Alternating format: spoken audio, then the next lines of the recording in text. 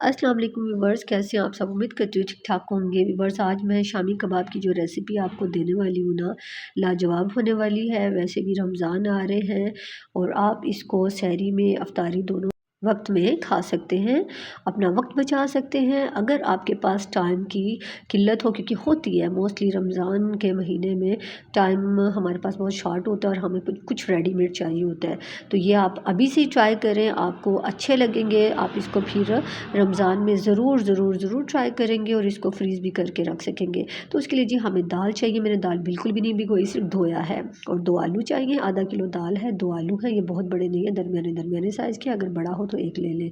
ये चिकन के मेरे पास बोनलेस चिकन है, तकरीबन 1 पाव के करीब। ठीक है जी, इसको हम बॉयल होने रख देंगे, चिकन को और दाल और आलू तीनों को।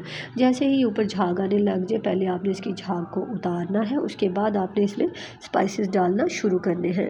क्योंकि आप पहले स्पाइसेस डालना शुरू कर देंगे तो वो जैसे ही इसके ऊपर ये स्पॉन्ज सा बनता है, हम इसको उतारेंगे तो वो साथ ही स्पाइसेस भी निकल जाएंगे। इसीलिए सबसे पहले ये झाग उतार दें, क्योंकि ये केमिकल होता है, दाल का केमिकल होता है।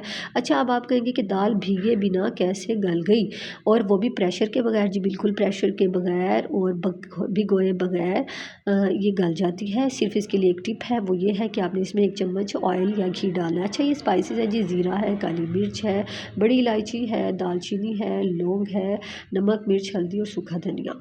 ठीक है जी, इन सब को हमने एज इट इज़ डाल देना है, कोई हमने ग्राइंड नहीं करना, क्योंकि जब हम बाद में दाल को कूटेंगे तो ये सब कूटा जाएगा। ये एक लहसुन है, लहसुन की गठी, 2 प्याज, 1 टमाटर, थोड़ा सा अदरक, 1 हरी मिर्च। अगर आप स्पाइसेस बढ़ाना चाहते हैं तो आप बढ़ा सकते हैं। लाल मिर्च को थोड़ा और हरी मिर्च को 2 या 3 कर सकते हैं। तो ये मैंने काट लिया, सबको चॉप कर लिया। अच्छा, प्याज मैंने 1 ले लिया। ठीक है, प्याज मैंने 2 नहीं लिए। अगर आप चाहते हैं, क्योंकि कुछ प्याज में मिठास होती है, तो इसलिए वो फिर ना मिक्सचर मीठा मीठा हो जाता है। तो मुझे श्योर था कि ये प्याज थोड़ा मीठा होगा, क्योंकि ये पर्पल पर्पल जो होता है ना, गलता भी थोड़ा बहुत देर से है। और इसके अलावा इसमें मिठास भी होती है, इसलिए मैंने 1 कर लिया प्याज। ठीक है जी, तो बहरहाल ये अपने स्पाइसेस का ऊंच नीचे आप खुद भी कर सकते हैं, आपको अंदाज़ा हो सकता है। तो ये अभी मैंने जो आपको दिखाया, चमचे के अंदर ये घी था, मैंने घी, डालडा घी इसमें डाल दिया।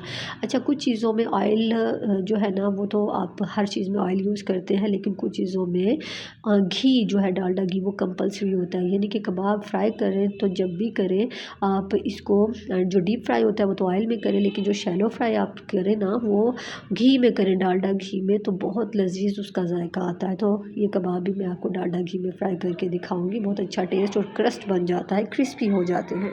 तो आप देख सकते हैं पानी बिल्कुल खुश्क होने पर आ गया। अभी थोड़ा सा पानी बाकी है, इसको हम ढक देंगे बस। हमने कोई देख लें इसमें प्रेशर नहीं है, कोई सीटी नहीं लगाई। एक आम से पतीले में मैंने ये सब रखा है। आलू जो है ना, गलने के करीब आया हुआ है, लेकिन गला नहीं, दाल भी नहीं गली, पानी भी बाकी है। तो इसका मतलब है कि जब तक पानी ख़त्म होने लगेगा तब तक ये आलू और दाल गल जाएगा। पानी आपने बिल्कुल आधा गिलास डालना है, क्योंकि प्याज ने, टमाटर ने, इन सब ने भी पानी छोड़ना है। अच्छा जी, ये देखिए जैसे ही दाल गल गई, मैंने इसको सबको मैश कर लिया। और अभी मैंने ना एक बॉयल अंडा ले लिया और उसके ब्रिक ब्रिक स्लाइसेस काट लिए। लंबे लंबे साइज़ में आपने बॉयल्ड एग जो है उसको काट लिया। और एक शामी कबाब की एक टिक्की बना के बीच में अंडा रखा और ऊपर फिर हमने शामी कबाब को कवर कर दिया, और ये एक पूरा शामी कबाब बन गया। ये है ऑप्शनल, अगर आप अंडा बीच में स्टफ़ नहीं करना चाहते तो स्टफिंग नहीं करें, आप खाली ऐसे ही शामी कबाब बनाकर अंडे में फ्राई कर लें, अंडा लगा कर। ठीक है जी, अंडे में मैंने कुछ भी नहीं डाला, ना नमक, ना मिर्च, ना गरम मसाला, ना लाल मिर्च, कुछ भी नहीं। इसके बिना ही सिर्फ़ और सिर्फ अंडा और थोड़ा सा दूध डाल के बस मैंने उसको फेंटा और इनको डिप करके फ्राई कर लिया तवे के ऊपर। मैंने आपको दिखाया डालडा घी के अंदर। तो ये रही मज़ेदार सी लुक, और मज़ेदार सी हरी चटनी के साथ सर्व कीजिए, अपना टाइम बचाइए। मेरी रिंदू कुकिंग एंड व्लॉग पर आप बहुत सादा सी रेसिपीज़, घरेलू रेसिपीज़ चेक कर सकते हैं, इंजॉय कर सकते हैं। मुझे कमेंट बॉक्स में ज़रूर बताइएगा आपको रेसिपी कैसी लगी। Thank you for watching, see you next time, till then bye bye, अल्लाह हाफिज़, सायोनारा।